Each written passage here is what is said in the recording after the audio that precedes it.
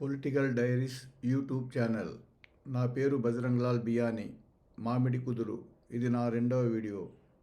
మీరందరూ సబ్స్క్రైబ్ చేయాలని కోరుతున్నాను. హైదరాబాద్. సమయం 1976వ సంవత్సరం డిసెంబర్ 25వ తేదీ క్రిస్మస్ రోజు.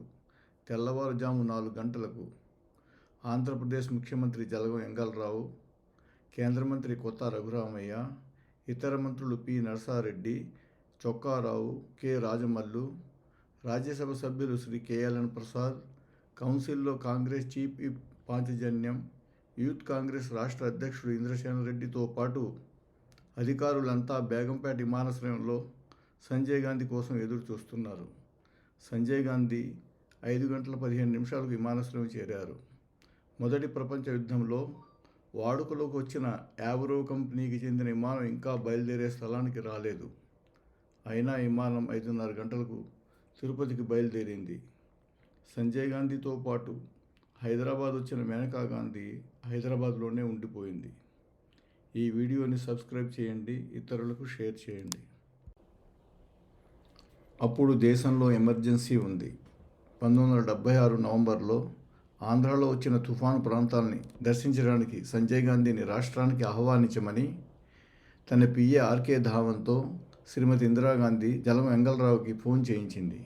కానీ ఆంధ్రప్రదేశ్ ముఖ్యమంత్రి శ్రీ జలగం వెంగళరావు ఒప్పుకోలేదు. దాంతో శ్రీమతి ఇందిరాగాంధీకి ఆగ్రహం వచ్చింది.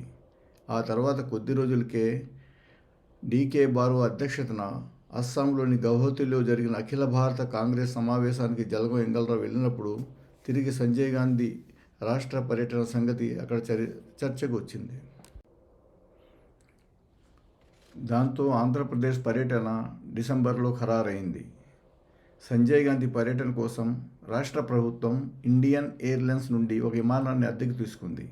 అప్పటి రక్షణ శాఖ మంత్రి శ్రీ బన్సీలాల్ ద్వారా 15 మంది ఎక్కే వీలున్న మిలిటరీ హెలికాప్టర్ని కూడా ప్రత్యేకంగా తెప్పించింది.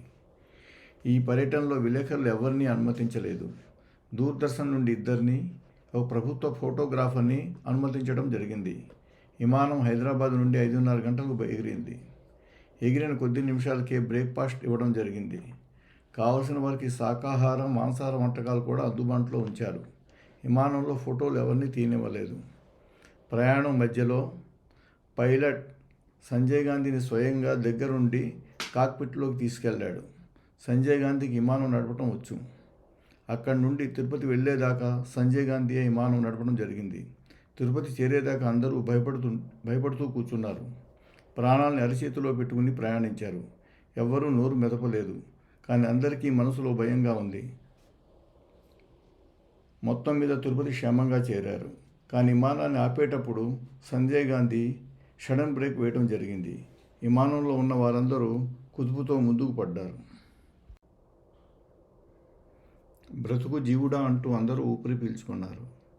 తిరుమల వెళ్ళి శ్రీ వెంకటేశ్వర స్వామిని దర్శించుకుని హెలికాప్టర్లో శ్రీకాళహస్తి, నెల్లూరు జిల్లాలోని నాయుడుపేట సభల్లో ప్రసంగించి కృష్ణా జిల్లాలోని గన్నవరం విమానాశ్రయానికి చేరుకున్నారు. అక్కడ భోజనం చేసి పశ్చిమ గోదావరి జిల్లాలోని ఆకువీడులో తుఫాను దెబ్బతిన్న ప్రాంతాలను పరిశీలించి తిరిగి హెలికాప్టర్లో ఖమ్మం జిల్లాలోని కొత్తగూడెం సభకు చేరుకున్నారు. ఖమ్మం జిల్లా ముఖ్యమంత్రి సొంత జిల్లా. అప్పటికింకా సత్తుపల్లి, కొత్తగూడెం నియోజకవర్గాలు ఏర్పడలేదు. సత్తుపల్లికి సమీపంలో ఉన్న వేంసూరు నియోజకవర్గానికి జలగం వెంగళరావు 1962 నుండి ప్రాతినిధ్యం వహిస్తున్నారు. అలాగే సభ జరుగుతున్న కొత్తగూడెం కూడా పాల్వంచ నియోజకవర్గంలో ఉండేది. జలగం వెంగళరావు గారి కుమారుడు జలగం ప్రసాదరావు ఖమ్మం జిల్లా యూత్ కాంగ్రెస్ అధ్యక్షుడు. జిల్లాలో ఖమ్మం తప్ప మిగతా నియోజకవర్గాలన్నీ కాంగ్రెస్ చేతిలోనే ఉన్నాయి. ఖమ్మంలో మాత్రం సిపిఐ శాసనసభ్యుడు రజపాలి గారు ప్రాతినిధ్యం వహిస్తున్నారు. సంజయ్ గాంధీ రాక కోసం కొత్తగూడెంలో చిన్న విమానాశ్రయాన్ని తలపించే రీతిలో హెలిప్యాడ్ను నిర్మించారు. కొత్తగూడెం అంతా రంగురంగుల ద్వారాలతో, రంగురంగుల దీపాలతో అలంకరించారు. యువజన కాంగ్రెస్ ప్రథమ కర్తవ్యం కుటుంబ నియంత్రణని సంజయ్ గాంధీ చెప్పడం జరిగింది. వరకట్నం తీసుకొని గిరిజనులను మనం ఆదర్శంగా తీసుకోవాలని సంజయ్ కొత్తగూడెం సభలో చెప్పారు. అక్కడి నుండి రాత్రి 10 గంటలకు కొత్తగూడెం నుండి హైదరాబాద్కు రైల్లో ప్రయాణించారు. ముఖ్యమంత్రి, మంత్రులు సంజయ్ గాంధీ కోసం ప్రత్యేక ఏసీ బోగీని తగిలించారు. హైదరాబాదులో సంజయ్ గాంధీ ఆల్విన్ కంపెనీ ప్రిజర్వ్ ఫ్రిడ్జ్ను ప్రారంభించారు. చిన్న కుటుంబానికి సరిపోయే ఫ్రిడ్జ్ను అందరూ కొనేలా సేల్ ట్యాక్స్ను 15% ఉన్న పన్నుని 4% తగ్గించారు. సంజయ్ గాంధీని కర్ణాటక పర్యటనకు తోడుకొని పోవడానికి కర్ణాటక ముఖ్యమంత్రి దేవరాజు అరసు తన మంత్రులతో అప్పటికే హైదరాబాద్ వచ్చి ఉన్నారు.